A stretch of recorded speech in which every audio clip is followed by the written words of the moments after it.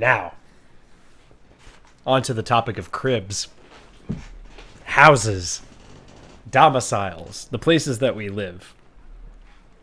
Then a mason came forth and said, "Speak to us of houses." And he answered and said, "Build of your imaginings a bower in the wilderness, ere you build a house within the city walls. For even as you have homecomings in your twilight, so is the wanderer in you, the ever distant and alone. Your house is your larger body. It grows in the sun and sleeps in the stillness of the night, and it is not dreamless. Does not your house dream? And in dreaming leave the city grove or the hilltop? Would that I could gather your houses into my hand, and like a sower scatter them in the forest and meadow. Would the valleys were your streets, and the green paths your alleys, that you might seek one another through vineyards, and come with fragrance of the earth in your garments. But these things are not yet to be. In their fear your forefathers gathered you too near together, and the fear shall endure a little longer. A little longer shall your city walls separate your hearths from your fields.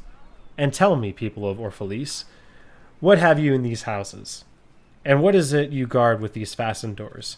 Have you peace, the quiet urge that reveals your power? Have you remembrances, the glimmering arches that span the summits of the mind? Have you beauty that leads to the heart from the things fashioned of wood and stone to the holy mountain? Tell me, have you these in your houses? Or have you only comfort and the lust for comfort, that stealthily thing that enters the house as a guest, and then becomes a host, and then a master? Aye, it becomes a tamer, and with hook and scourge makes puppet of your larger desires. Though its handles are silken, its heart is of iron. It lulls you to sleep, only to stand by your bed and jeer at the dignity of the flesh. It makes mock of your sound senses, and lays them in thistleton like a fragrant vessel.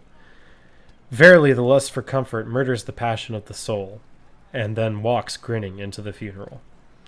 But you, children of space, you restless in rest, you shall not be trapped or tamed. Your house shall not be an anchor, but a mast. It shall not be a glistening film that covers a wound, but an island that guards your eye. You shall not fold your wings that you may pass through doors, nor bend your heads that it will strike not against a ceiling, nor fear to breathe lest walls should crack and fall down.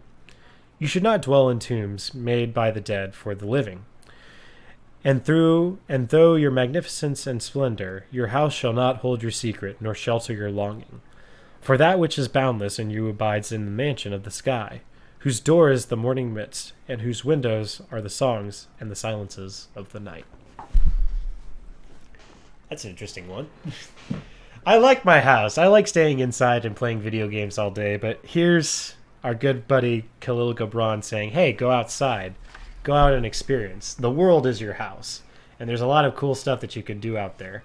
A house is meant to keep you cooked up. A house is meant to keep things in, keep you from going out and experiencing the really big things. Like he mentioned,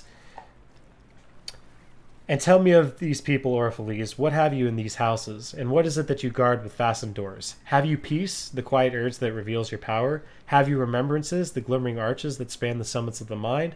So, do you have peace in your house? No. You can only find peace outside. Do you have remembrances? Do you have memories? Well, maybe you have one or two from a dinner party or something like that, but chances are the greater majority of your memories and your adventures happen outside of your house. Have you beauty that leads the heart from the fashioned of wood and stone to the holy mountain? Can you really see beauty in your house when you're all locked up and cooped away? Or do you have to go out and experience beauty? Do you have to go see the hilltop? Do you have to go see the stone and the wood? Do you have to go see beautiful people and beautiful souls? Or can you do that all in your house? So it's a call to action. It's a call to adventure that he's giving us here.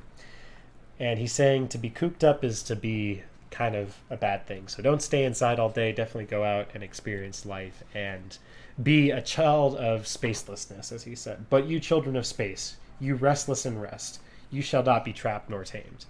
I'm restless and rest a lot. When I go to bed at night, I always think of myself, I'm like, man, I'm thinking of all the things that I could be doing if I didn't have to sleep right now. And that's a good place to be, because that means that the next day that you live or the next time that you have, I think the music is still playing, right? Oh, now it's raining thunderstorms. Cool. There we go. Let's go back. Sorry, I'm just setting the mood here. But getting back to it, you restless and rest. So to live each day that the next day you're like, man, I can't imagine what I'm going to do tomorrow. I wish I didn't have to sleep because there's so many good things going on and I just want to go out and experience them all. That's who Gibran is talking to in this point. So go out and do something. But don't do it right now because the corona's in town. But if you are going to do something, if you are going to go out and experience something, do it safely.